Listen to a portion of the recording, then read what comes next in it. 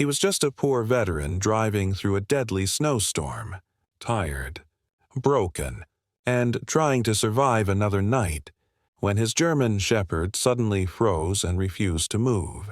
On the side of the road stood an elderly woman clutching a torn suitcase, collapsing in the cold with nowhere left to go. He could have driven past. He almost did. But that single moment, one stop, one choice, set off a chain of events that turned strangers into family and proved that even in the darkest storms, God still sends miracles through ordinary people who choose compassion over fear. If this story moves you, subscribe for more stories of faith, hope, and quiet miracles. Snow swallowed the road outside Mill Creek, turning the night into a white, endless corridor where wind screamed and silence pressed down like weight on the chest. Jack Miller drove with both hands locked on the steering wheel of his aging pickup, the engine rattling in protest as if it, too, was tired of fighting winter. He was 47, built broad through the shoulders from years of manual labor and earlier years that had demanded even more from his body. His frame carried the dense, compact strength of a man who had learned to endure rather than impress. A dark beard, flecked with premature gray, framed a jaw that looked permanently clenched, as though relaxing it might let something dangerous slip free. Deep lines etched his face, not from age alone, but from habits formed in places where hesitation could get people killed. His eyes were a muted steel blue, steady but distant, the eyes of someone who watched the world rather than belonged to it. Jack no longer wore a uniform. The war had taken that from him, along with the sense of direction it once provided. Now he belonged to the working class, the invisible backbone that fixed leaks, thawed frozen pipes, and kept lights on in other people's homes while his own trailer creaked in the cold. He worked nights because nights asked fewer questions. During the day, memories were louder. At night, exhaustion did most of the talking for him. The heater struggled, coughing out lukewarm air that barely reached his fingers. Jack didn't bother adjusting it. He was used to discomfort. It felt safer than ease. The radio stayed off. Music had a way of slipping past his defenses, dragging up faces and voices he had learned to bury. Silence, for all its cruelty, was familiar ground. Beside him sat Duke. The German shepherd filled the passenger seat with quiet authority, a solid presence of black and tan fur and controlled power. At 6 years old, Duke had the posture of a trained professional, ears upright, spine straight, movements economical and deliberate. A faint scar traced the muscle along his hind leg, half hidden beneath thick fur, the legacy of an old training accident that had ended Duke's formal service early. His amber eyes reflected the headlights' glow, alert but calm. Constantly reading the road ahead, Duke was not just a pet.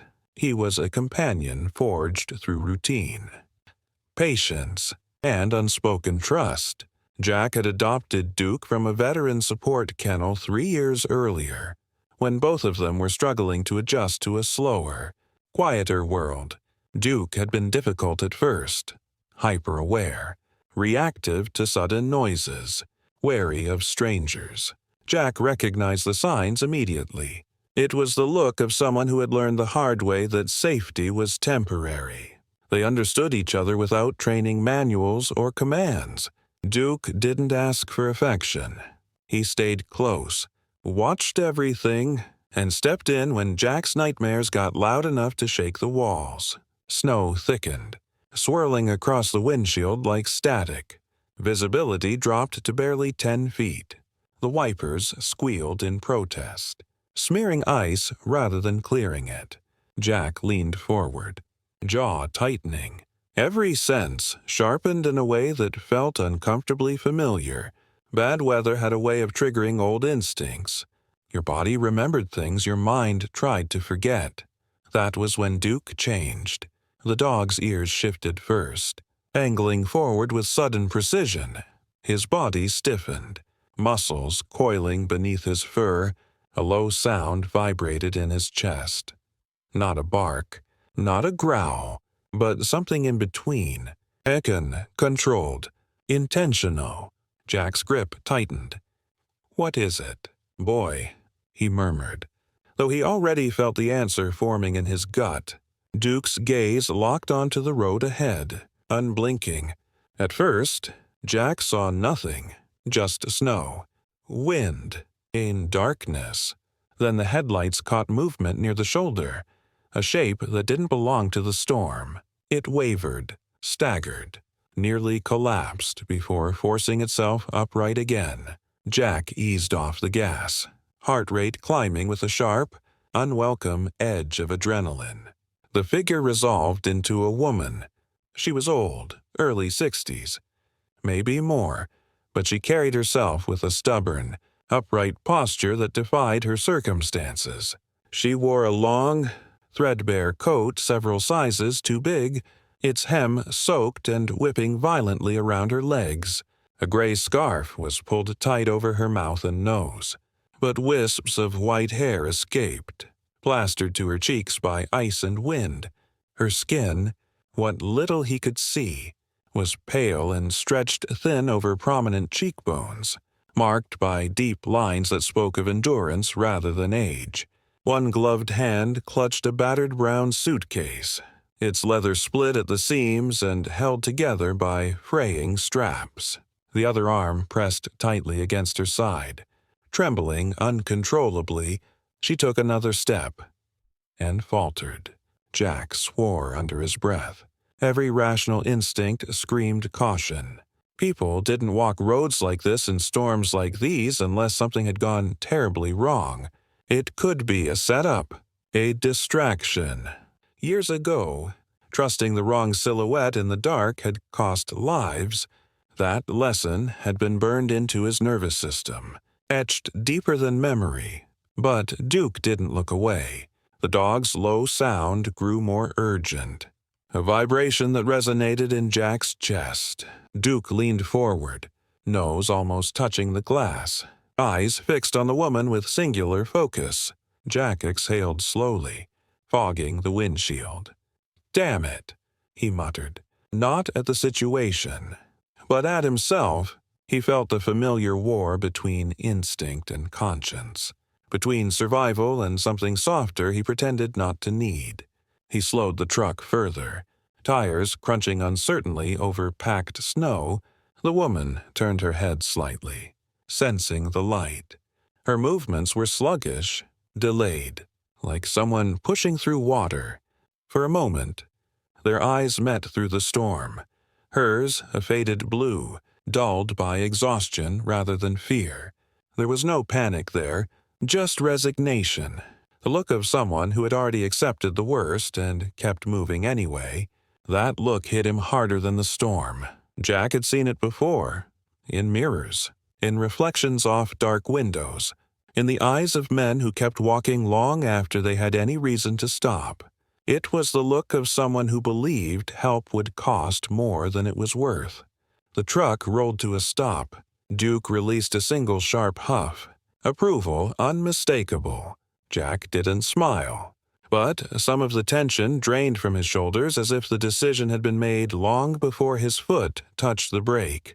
He cut the engine, the sudden quiet roaring in his ears, and stared out at the woman as snow continued to fall, heavy and relentless.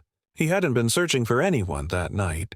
He was just another tired laborer trying to make it home. But fate had a way of ignoring plans, and in the glow of his headlights, with the wind howling like a warning and a loyal dog watching him closely, Jack Miller understood something he hadn't allowed himself to believe in years. Sometimes the smallest choice, the moment you decide to stop, was the one that changed everything. The bell above the diner door rang weakly as Jack pushed it open, the sound almost swallowed by the wind that forced its way inside behind them. Heat rushed out to meet the storm, carrying the smell of burnt coffee, frying oil, and something faintly sweet. Pie. Maybe. From earlier in the day, the contrast was violent enough to make the old woman gasp softly as she stepped inside, her body shuddering not just from cold, but from the shock of warmth after too much time spent bracing against pain. She paused just inside the doorway, shoulders hunched, fingers still locked around the handle of her suitcase as if letting go might cause it, and whatever dignity she had left, to disappear. Up close, Jack could see her more clearly now. She was slender, almost fragile in build, but there was a stubborn straightness to her spine that suggested a lifetime of refusing to be bent by circumstances. Her face was narrow, skin pale and weathered, with fine lines carved deeply around her eyes and mouth. Her hair, fully white now, was pulled back into a loose knot that had come undone in the storm, strands clinging damply to her temples. She looked like a woman who had learned to endure quietly, without complaint, because complaining never seemed to change anything. Duke shook the snow from his coat and stepped forward, positioning himself close to her legs without touching, a silent barrier between her and the rest of the room. Jack guided her to a booth near the window, the vinyl seat cracked with age. He sat across from her, setting his gloves on the table, and only then did he realize how badly his hands were shaking. Not from the cold, but from the delayed rush of adrenaline. A waitress approached, slow and unhurried, as if she understood that nothing good ever came from moving too fast on nights like this. Her name tag read Sarah. She looked to be in her early 50s, tall and broad-hipped, with dark auburn hair pulled into a messy bun and tired brown eyes softened by years of watching people come in at their lowest.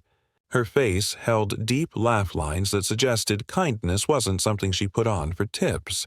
It was simply who she was.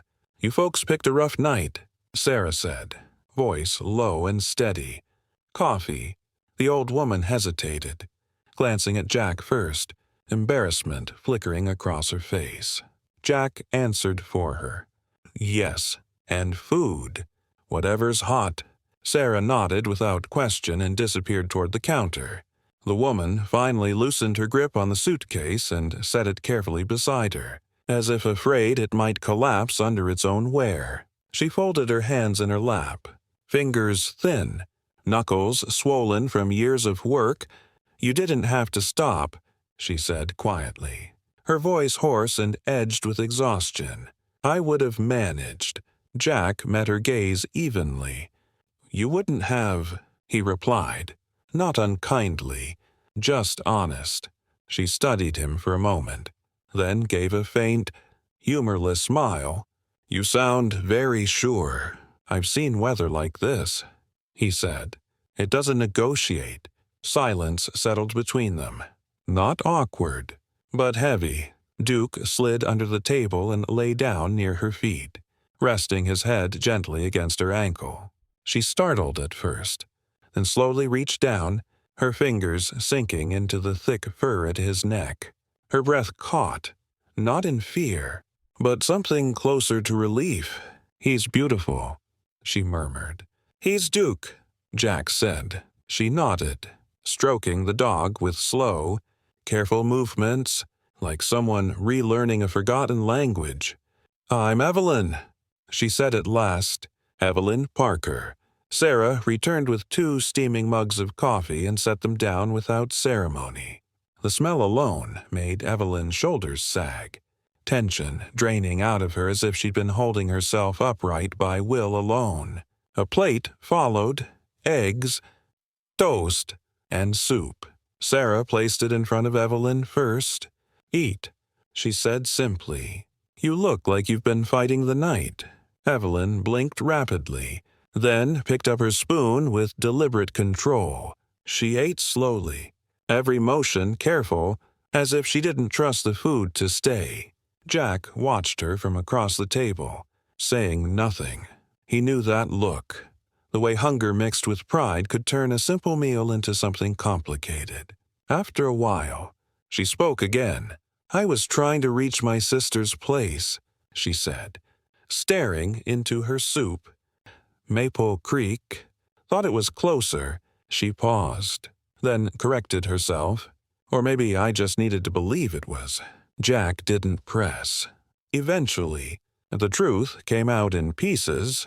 Evelyn had been staying in a rented room on the edge of the town with her younger brother, Frank. He had once been reliable, steady work, steady hands, but something had gone wrong after he lost his job. Drinking turned into anger. Anger turned into noise.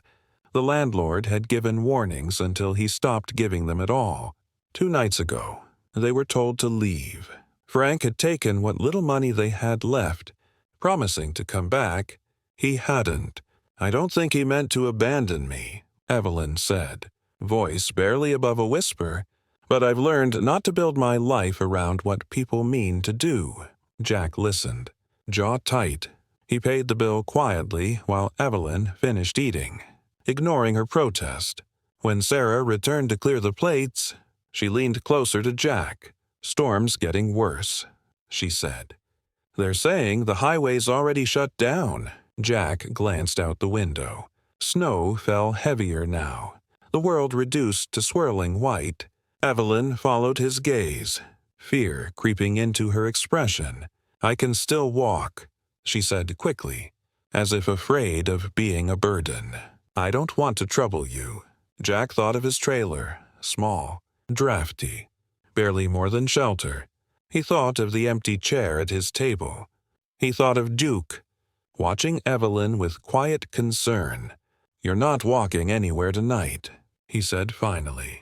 She opened her mouth to argue, then stopped. Exhaustion won. "Then, what will you do?" "I've got a place," Jack said. "Not much, but it's warm. Outside." The wind howled louder, as if daring him to change his mind. Jack stood, pulling on his gloves. Decision settled deep in his chest. "Finish your coffee," he told her. "We're riding out the storm together." Jack's trailer sat at the edge of Mill Creek like a thing forgotten on purpose. Its aluminum siding was dulled by years of snow and sun. One corner propped slightly higher where the ground had shifted with the freeze. Inside, it was narrow and worn, the kind of space that forced you to move carefully, not because it was fragile, but because everything had a place and there wasn't room for much else. The old wood stove in the corner glowed faintly, its iron sides ticking softly as heat spread through the cramped room. It wasn't comfort in the way magazines advertised it, but it was honest warmth, the kind earned rather than given. Evelyn moved through the space slowly, respectfully, as though she were a guest in someone else's memory. She had removed her coat and scarf, revealing a simple wool sweater that hung loosely on her thin frame. Her movements were quiet, practiced, shaped by years of making herself small in places that were never truly hers. She rinsed her hands at the sink, dried them carefully on a threadbare towel, then asked before touching anything. Jack noticed that he always noticed things like that. "I can make something simple," she said, her voice steadier now that warmth had settled into her bones. "Sue, maybe." Jack nodded. He wasn't used to sharing space, let alone meals.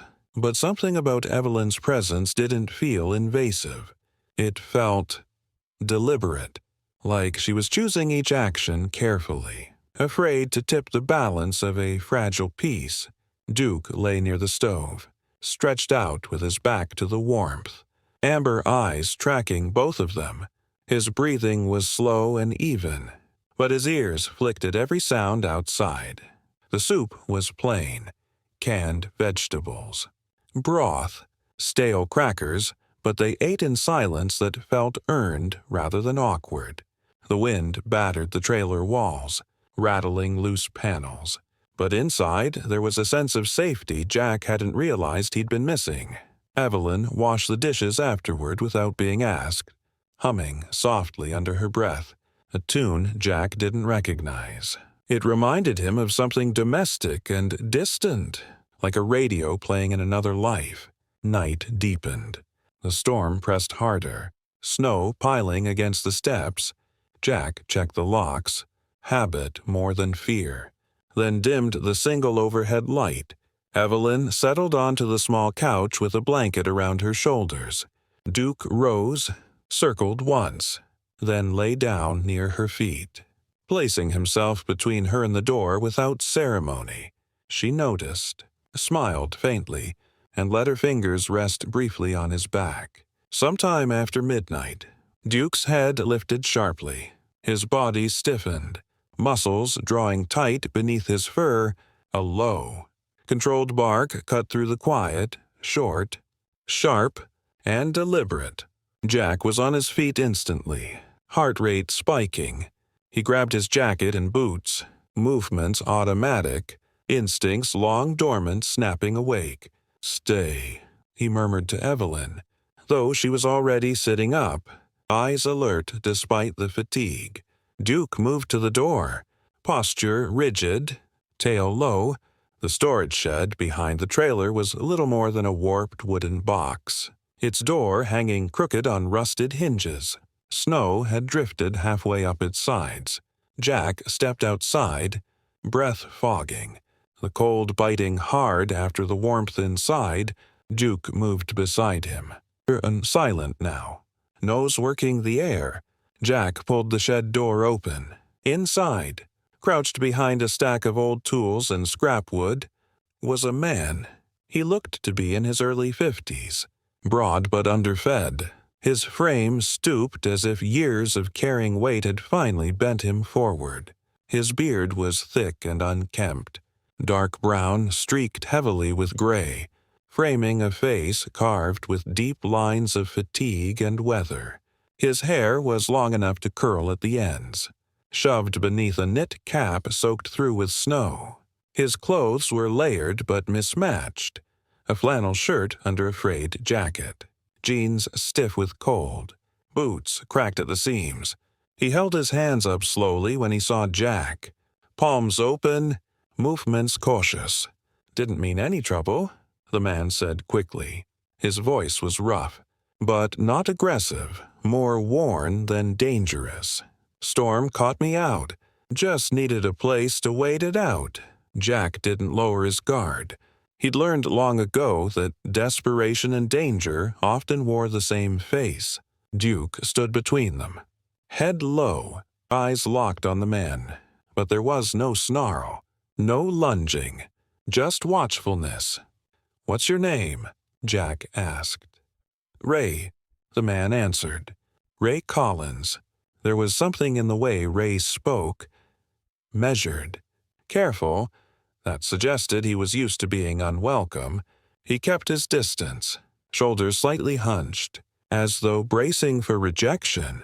Jack took a moment to study him. Ray's hands were large, scarred, the hands of someone who had worked with tools most of his life. His eyes, a dull hazel, held a flicker of intelligence beneath the exhaustion. "I'll leave," Ray added quickly. "Didn't know anyone lived here." Jack hesitated. Sending him back into the storm felt wrong, but inviting a stranger closer felt dangerous. He was still weighing the options when Evelyn's voice carried softly from behind him. "Please," she said. Jack turned. Evelyn stood in the open doorway of the trailer, wrapped in her blanket, white hair loose around her shoulders. She looked small against the glow of the stove light, but her posture was firm. "No one should be out in weather like this," she continued. "Not tonight." Ray glanced at her, surprise flickering across his face. For a moment, something like shame crossed his features. Duke shifted slightly, then did something that settled the matter for Jack. He relaxed, just enough. He didn't approach Ray, but the tension in his stance eased. Duke trusted patterns. If he wasn't alarmed, Jack listened. "One night," Jack said finally, voice flat but resolute, "you stay where I can see you. Then you move on." Ray nodded quickly. "That's more than fair." Inside, Ray removed his jacket. Water dripping onto the floor, Evelyn offered him a towel without hesitation. He took it carefully, as if afraid to misuse kindness. The three of them sat around the stove, separated by inches, but connected by the shared reality of survival. Ray spoke little, answering questions simply. He'd been a carpenter once. Steady work until a factory closure and a string of bad years. After his wife died, the house had felt too loud with silence. He'd started walking, then never quite stopped. Jack didn't comment. He understood movement as a form of escape. As the fire crackled and the storm raged on outside, something subtle shifted within the trailer.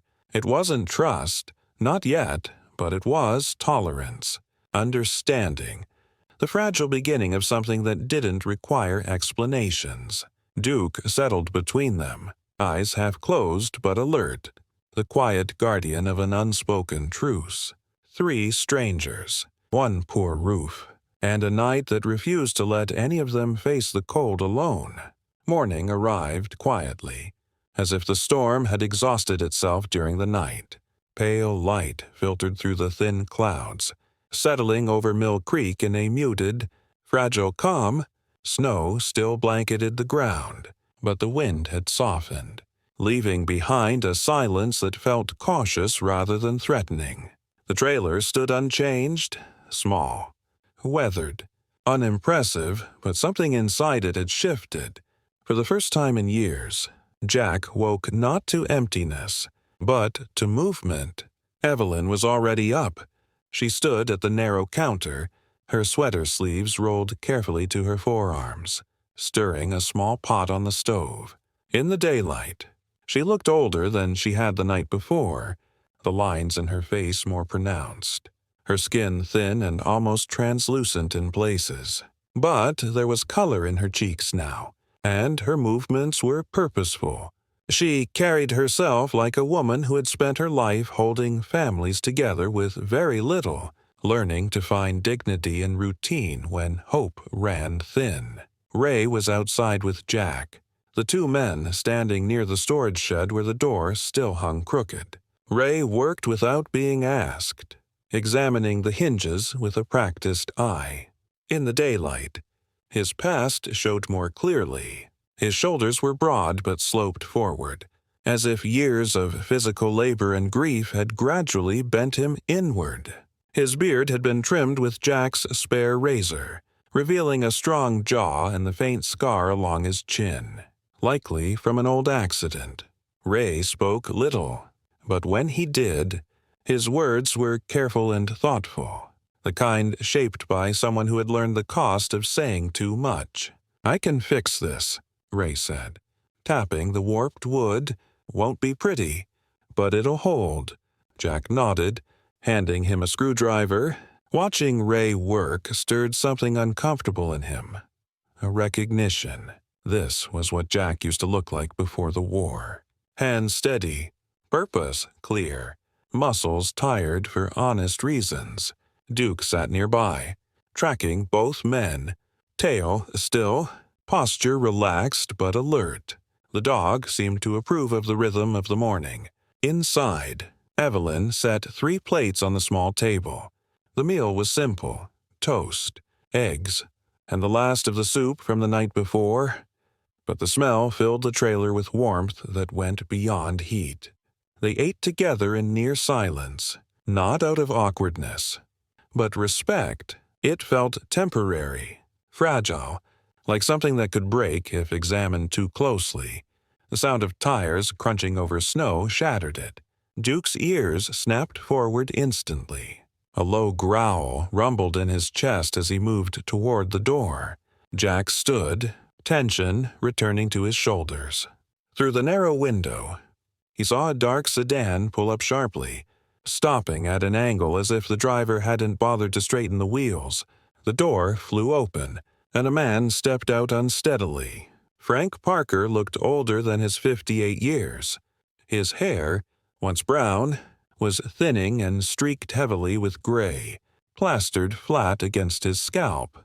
His face was long and narrow, the skin flushed and uneven, with broken capillaries around his nose that spoke of years of hard drinking. His coat hung open despite the cold, rumpled and stained, and his posture carried an aggressive tension. Chin lifted, shoulders squared as if he were bracing for a fight that never quite came. The smell of alcohol reached the trailer even before he did. "Evelyn!" Frank shouted, pounding once on the door before Jack opened it himself. "What the hell is this?" Jack stepped outside, blocking the doorway. "You should leave," he said evenly. Frank's eyes flicked past him, landing on Evelyn behind Jack. "There you are," he snapped. "You had people worried sick, running off with strangers like this.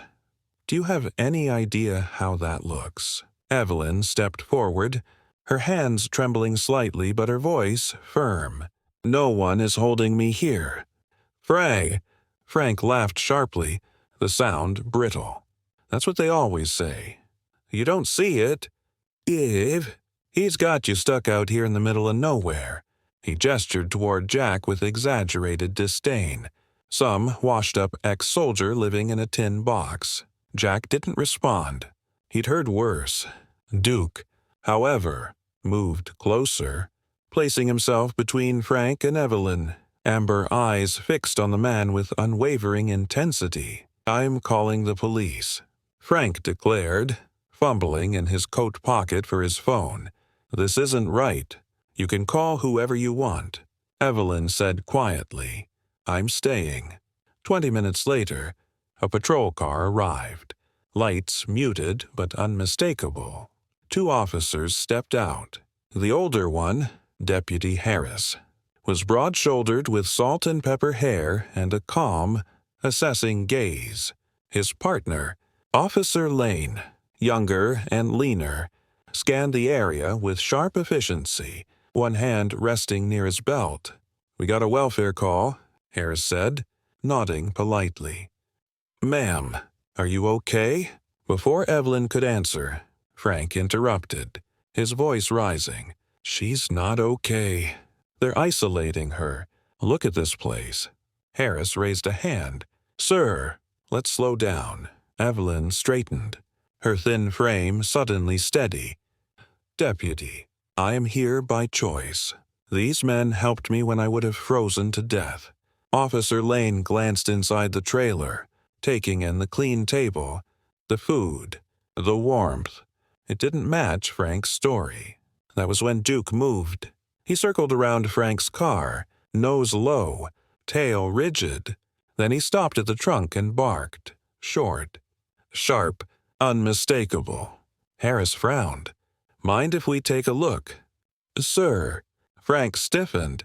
"That's private property. It won't take long," Harris replied.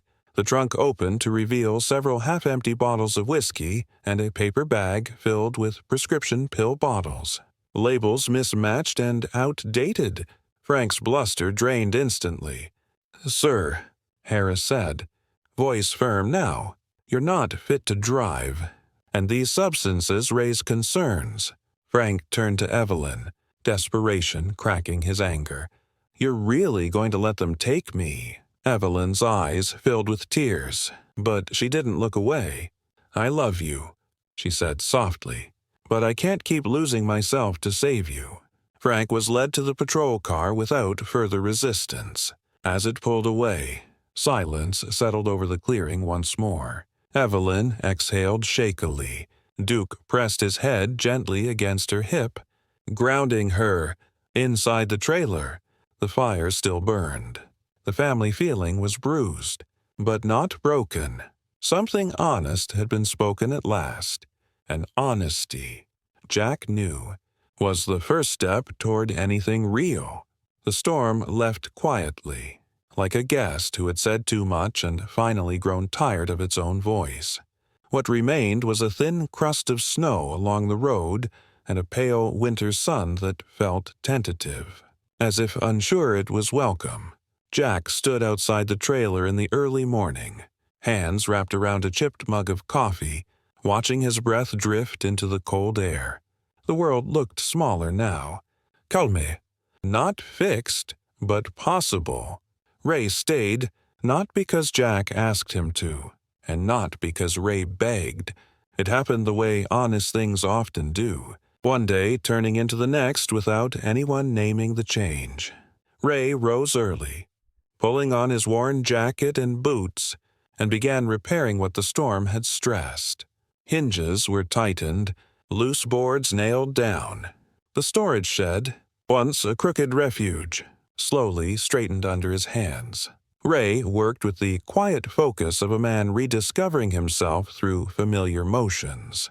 His shoulders seemed to lift a little more each day, his eyes steadier, as though the act of building reminded him he still had value. Jack joined him when he could, balancing jobs for neighbors with the work at home. He remained a working man. Calls came in for burst pipes and frozen lines, and he took them all. But something had shifted in how he carried himself. He talked more, though still sparingly. He slept longer. The dark moments, when memories used to crowd in uninvited, began to soften at the edges. When they came, Duke was there, pressing his solid weight against Jack's leg, anchoring him to the present. The dog's coat gleamed in the returning light. Thick and healthy, his movements confident and calm. Duke was 6 now, but he carried himself like an old soul who understood that vigilance didn't mean fear. Inside the trailer, Evelyn made herself useful in ways that transformed the space. She found a rhythm in the small kitchen, organizing shelves, cleaning what had long been ignored, and turning simple ingredients into meals that warmed more than the body. Her hands, though thin and marked with age, moved with certainty. She had the posture of someone who had spent years caring for others, often at her own expense. But now there was a gentleness in her movements that suggested she was learning how to stay. She kept a ledger, an old notebook Jack had never bothered to use, tracking expenses and small payments from neighbors who began to notice the repairs happening around the trailer. She insisted on transparency, on order, on dignity. It made Jack uncomfortable at first, then it made him proud. The garden came next. Evelyn claimed a patch of thawing earth beside the trailer, clearing snow and debris with quiet determination. She planted hardy vegetables that didn't ask for much, greens, onions, herbs, and spoke to the soil as she worked. Ray built raised beds from leftover lumber, measuring twice, cutting once, his old carpenter's habits returning like muscle memory. Duke supervised from the sidelines, occasionally digging where he wasn't supposed to, tail thumping when Evelyn laughed and told him to stop. Word traveled fast in a town like Mill Creek. It always did. A neighbor named Tom Alvarez, a compact man in his early 50s with salt and pepper hair and oil-stained hands from years as a mechanic, stopped by first. He had the posture of someone who trusted tools more than people and spoke in short, practical sentences. Tom needed a gate fixed. Ray fixed it. Tom paid in cash and a bag of groceries. Others followed. A loose step here, a broken cabinet there. Nothing glamorous. Nothing life-changing, just steady work that built trust plank by plank. They cleared out the shed and turned it into a workshop. The space smelled of sawdust and oil. The walls lined with tools Ray restored patiently. Jack hung a light above the door, bright enough to be seen from the road. Together, they carved a simple wooden sign from scrap oak. The letters weren't perfect, but they were honest. Second Chance Repair and Woodworks. Jack mounted it himself, stepping back to look at it longer than necessary. He hadn't planned on naming anything. Names implied permanence, but this one felt earned. Evenings became something Jack hadn't known he missed. They ate together at the small table, the radio low in the background. Evelyn talked about her childhood in pieces. Ohio winters, a bakery she'd once dreamed of opening, the long years of making do, Ray shared less. But when he did, it mattered. He spoke of his wife once. Briefly, without drama, Jack listened. He learned that silence didn't always mean retreat. Sometimes it meant respect. The nightmares didn't vanish. They rarely did. But they lost their grip. On nights when Jack woke drenched in sweat, heart racing, Duke would rise and press close. Steady and warm, Jack would breathe with him, counting, grounding himself in the simple fact that he was here, that the war was not. Over time, those nights grew fewer. One evening, after the last neighbor had gone and the workshop lights dimmed, Jack stood outside alone. The sign creaked softly in the breeze. The road was quiet, the snow melting into dark patches that promised spring. Behind him, the trailer glowed. Light spilled from the windows, steady and warm. Cutting a clear path through the dusk, he realized then that the light wasn't just electricity, it was presence. It was choice. It was the decision, made over and over, not to turn away. Inside, Evelyn finished washing the dishes, drying her hands carefully before setting the towel down. Ray leaned against the counter, arms crossed, watching the kettle steam. Duke lay near the door, alert but relaxed, a guardian without anxiety. When Jack came back in, no one asked where he'd been. He sat, and the room made space for him. They didn't become rich. There were still bills to pay, still days when work was thin, but there was meaning now, and connection, and the quiet assurance that none of them had to face the cold alone again. The light stayed on long after the sun went down, a small beacon on a forgotten road. Not a promise of miracles, but proof that hope, once found, could be kept alive. Sometimes we wait for miracles to arrive with thunder, light, or sudden change. But this story reminds us that God often works in quieter ways. A warm meal in the middle of a storm. A door left open when fear says, "Close it." A loyal dog who knows when a heart is breaking before words are spoken. These are not accidents. They are small acts through which God's grace moves, gently stitching broken lives back together. In our daily lives, we may feel like Jack, tired, struggling, unseen, or like Evelyn and Ray, carrying loss and uncertainty with nowhere left to go. But even in our hardest seasons, God is still present, guiding us toward light we cannot yet see. Sometimes the miracle is not a sudden rescue, but the strength to keep going, the courage to help one another, and the love that grows when we choose compassion over fear. If this story touched your heart, share it with someone who needs hope today. Let us know in the comments where you're watching from and what part of the story spoke to you. Don't forget to like, subscribe, and join our channel for more stories that celebrate faith, kindness, and the quiet miracles hiding in everyday life. May God bless you and your family, protect you through every storm, and guide your steps until you, too, find your way home.